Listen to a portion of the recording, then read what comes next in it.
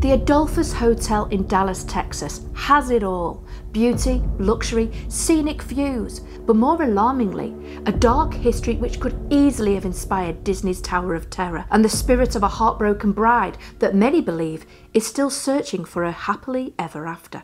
Nowadays you can see high-rises across downtown Dallas, but long ago, at the time of its construction, the Adolphus Hotel towered above them all and was the tallest building in all of Texas. Adolphus Busch of the company Anheuser-Busch commissioned the architect Thomas P. Barnett of Haynes & Barnett to design the hotel. Opening its doors for the first time on October 5th, 1912, it seduced all who came inside with its luxurious rooms and size. With such fantastic rave reviews, popularity spread fast and people travelled from all over the world for a night at the luxurious establishment. As times grew difficult for other hotels of the era, the Adolphus never seemed to have any issues, still remaining popular with visitors and never getting behind on any repairs. In the 1930s, Ralph Hitz's National Hotel Management Company took control of the hotel, and under his direction, he kept it away from falling into the depression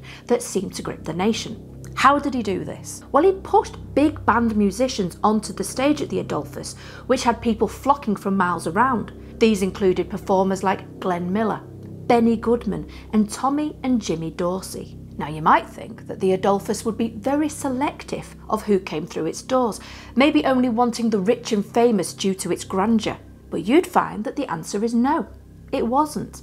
In fact, it welcomed one and all. In a time when Black Americans were often treated with hostility at certain establishments, Victor H. Green featured the Adolphus in the 1936 edition of Negro Motorist Green Book. This was a travel guide for Black Americans that showed which hotels were safe and welcoming, and according to Green, he said the Adolphus welcomed everyone. The hotel obviously did intrigue famous people from all over the world too, and these included Queen Elizabeth II and Prince Philip, as well as Warren G. Harding and other leaders. And like years before when big talent was promoted, the tradition continued with comedians Bob Hope and Jack Benny performing here in the early stages of their careers. So you might think that the history of the Adolphus Hotel is one that is filled with laughter, success and opulence. But instead there is a very dark, sinister history lurking just there in the shadows. During the first decade of operation, there were 2 deaths that happened here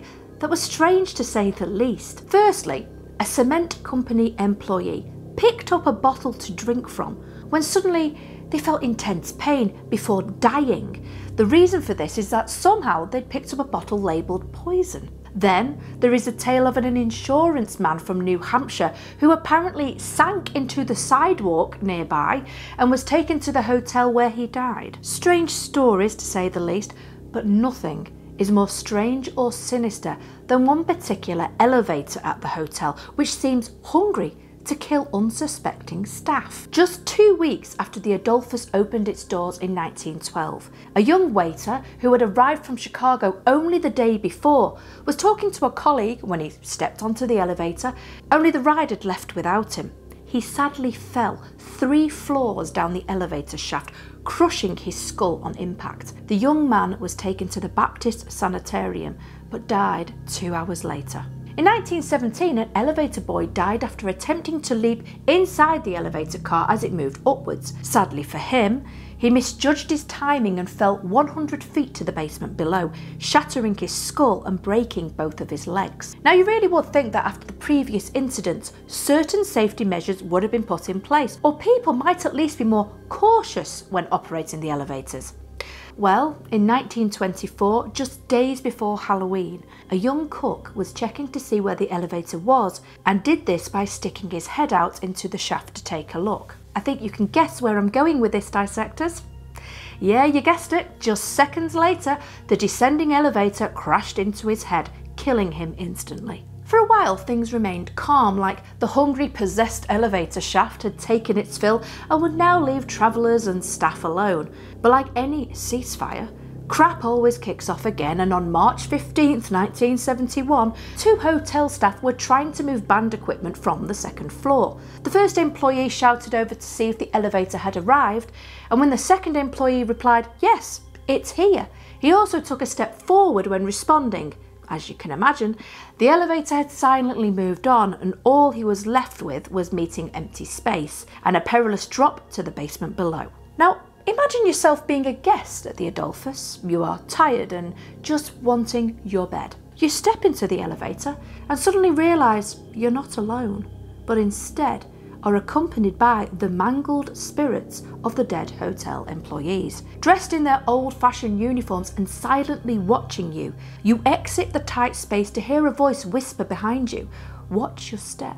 Well, that is what many guests have experienced. Would you find that comforting, like they were trying to protect you from their fate? Or do you think there might be a hint of sarcasm attached to it? Let me know your thoughts in the comments below. People have also experienced moaning sounds coming from the walls of the elevator, and the words, "Yes, it's here," are heard too. The elevator is not the only paranormal incident recorded though. In fact, there are too many to mention.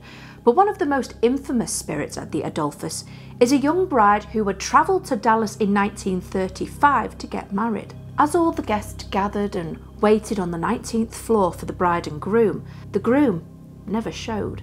Pacing backwards and forwards, fear gripped the bride's stomach at the thought of her fiancé deserting her and the embarrassment that would ensue. Hours passed before the guests and family gave up and left. But later that evening, the bride returned to the scene of her devastation, took a rope and hung herself a few feet above the altar. Visitors to the location today have heard a woman crying and the sound of someone running up and down the 19th floor hallway.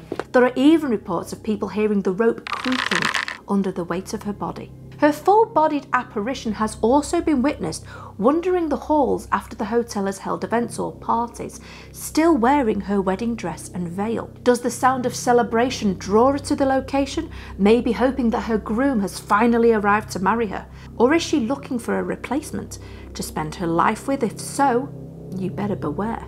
Either way, there are plenty of people who have heard and seen her heartbroken sobs, or witnessed her slowly dancing alone, accompanied by a music box that plays a 1930s tune. From all that we've discussed, as well as the loud bangs, unexplained knocking and an eerie presence that swallows up entire rooms and hallways, this really is a fabulous place to stay, and I swear I'm not being sarcastic.